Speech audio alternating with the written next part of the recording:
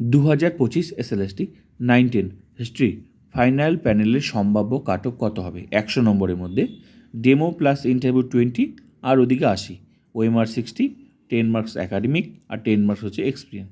তো টোটাল 100 নম্বরের ভিত্তিতে ফাইনাল প্যানেল তৈরি হবে।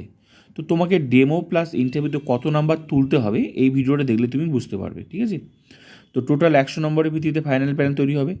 মোট কথা যারা ইন্টারভিউ দেবে তাদের নাম কিন্তু হয় ফাইনাল প্যানেলে থাকবে, না হলে ওয়েটিং লিস্টে থাকবে।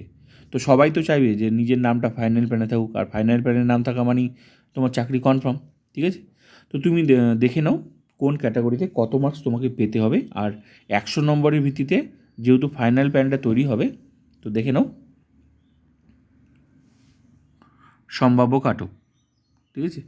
এখানে আমি টোটাল 100 নম্বরের ভিত্তিতে কিন্তু কাট অফটা দেখাচ্ছি, ঠিক আছে? তাহলে তুমি বুঝতে পারবে এই মুহূর্তে তোমার স্কোর কত আছে। যারা ভেরিফিকেশান ডাক পেয়েছো, ইন্টারভিউতে ডাক পেয়েছো, তোমার স্কোর কত আর তোমাকে কত নম্বর তুলতে হবে, তুমি হিসাবটা তুমি নিজে বার করতে পারবে, ঠিক আছে? তো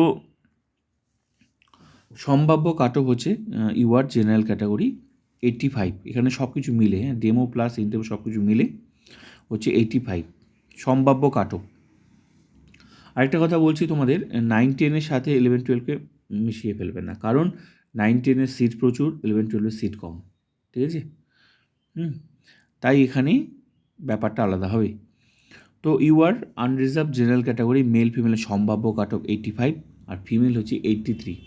এখানে একটা গল্প আছে, যারা বেশি এই মেল ফিমেলের যারা ফিমেল ক্যান্ডিডেট তারা কিন্তু এই ইউআর মানে জেনারেল ক্যাটাগরির যে ফিমেল সিটগুলো রয়েছে সেখানে কিন্তু কিছু চলে আসবে যারা বেশি নাম্বার, কিন্তু সব ওই ইউআর আনরিজার্ভ মেল ফিমেলের সমস্ত ফিমেল ক্যান্ডিডেটকে দিয়ে কিন্তু এই এত সিট রয়েছে এখানে কিন্তু পূরণ হবে না, ঠিক আছে? যখন পূরণ হবে না তখন কী করবে, তখন কিন্তু সেই কাট অফটা নামবে, ঠিক আছে? কারণ ফিমেলের সিটটা তো পূরণ করতে হবে, তখন সেই কাট অফটা নামবে, সেটা যাওয়ার সম্ভাবনা রয়েছে 83 female. Clear? Same OBC B এটা হচ্ছে মেল ফিমেলের সম্ভাব্য কাট অফ 84 সম্ভাব্য, ঠিক আছে? তো তুমি বুঝে নাও তোমাকে আর কত নাম্বার তুলতে হবে। তো একটা কথা মনে রাখবে, যত নাম্বার তুমি তুলতে পারবে এই কী বলে ইন্টারভিউ প্লাস ডেমোতে, তত তোমার মানে র্যাঙ্কটা ভালো হবে, তুমি সামনে আসবে। যেহেতু এবার ওপেন কাউন্সেলিং স্কুল চুজ করার ক্ষেত্রে তুমি সুযোগ পাবে।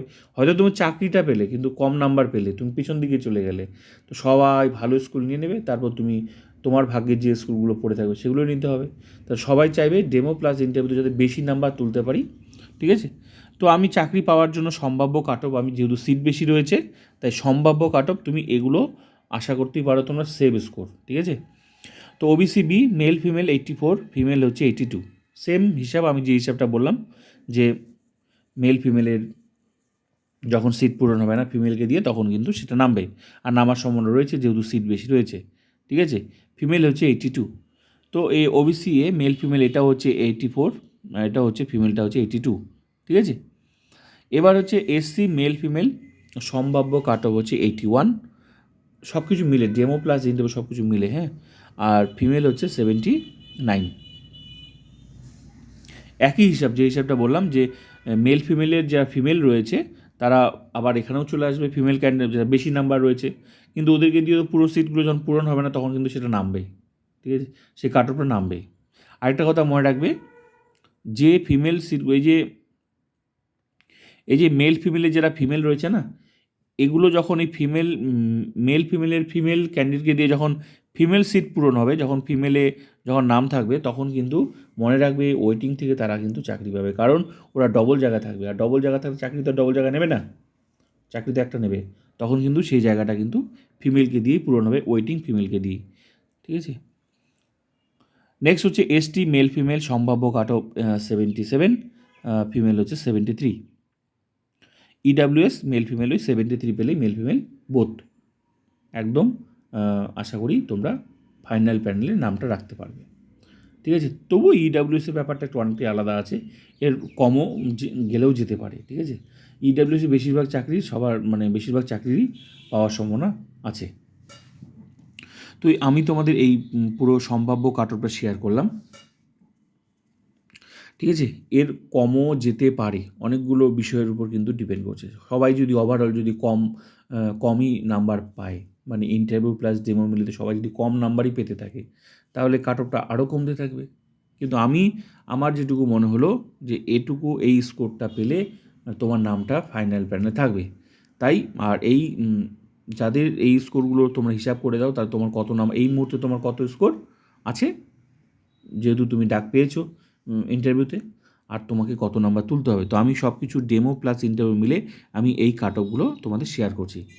একটা কথা মনে রাখবে, 9-10-এ প্রচুর চাকরি হবে। 11-12-এ অনেকে হয়তো তোমরা যারা 11-12-এ চাকরি ডাক পেয়েছো, অনেকে চাকরি পেয়েছো, অনেকে চাকরি পাওনি। যারা চাকরি পেয়েছো তারা তো 9-10 আসবে না। যারা চাকরি পাওনি, তোমার হয়তো তুমি 11-12-এ তুমি ওয়েটিং লিস্টে আছো, ঠিক আছে, বা অল্পের জন্য তোমার 11-12 হয়নি, তোমার কিন্তু 9-10-এ চাকরি কিন্তু কনফার্ম। কারণ 11-12-এ যে অল্পের জন্য তোমার চাকরিটা হলো না, সেখানে কিন্তু আর এই অল্পের জন্য তোমার ওয়েটিং লিস্টে যাবে না, সেখানে তোমার এই চাকরিটাই কনফার্ম হয়ে যাবে। মানে 11-12, 9-10 ব্যাপারটা একদমই আলাদা। সিট প্রচুর, তাই এখানে চাকরির সম্ভাবনা প্রচুর রয়েছে। অনেক গল্প রয়েছে, আমিও প্রচুর ভিডিও দিয়েছি, ঠিক আছে, 9-10-এ কেন বেশি সংখ্যক চাকরি হবে। তো যেহেতু প্রচুর সেম ক্যান্ডিডেট এখানে রয়েছে, চাকরি পেয়ে গেছে অলরেডি 11-12-এ, সেখানে ফ্রেশার্স হোক, ইন সার্ভিস হোক, বেশিরভাগ ক্যান্ডিডেট কিন্তু এই 11-12-এ চাকরি পেয়ে গেছে। তাই যারাই আছো শুধু এই 9-10-এর জন্য, তোমাদের কিন্তু রাস্তা কিন্তু এখন অনেক সহজ হয়ে গেল চাকরি পাওয়ার। শুধু একটু ওই ডেমো প্লাস ইন্টারভিউর জন্য ভালো যতটা নিজের বেস্ট দেওয়া যায়, এই মাসে কিন্তু ভেরিফিকেশন শুরু হবেই, ঠিক আছে? তাই নিজের বেস্টটা তুমি দাও, তোমার চাকরি 100% হবে। আর ভিডিওটা অবশ্যই শেয়ার করবে, like, comment, subscribe and share.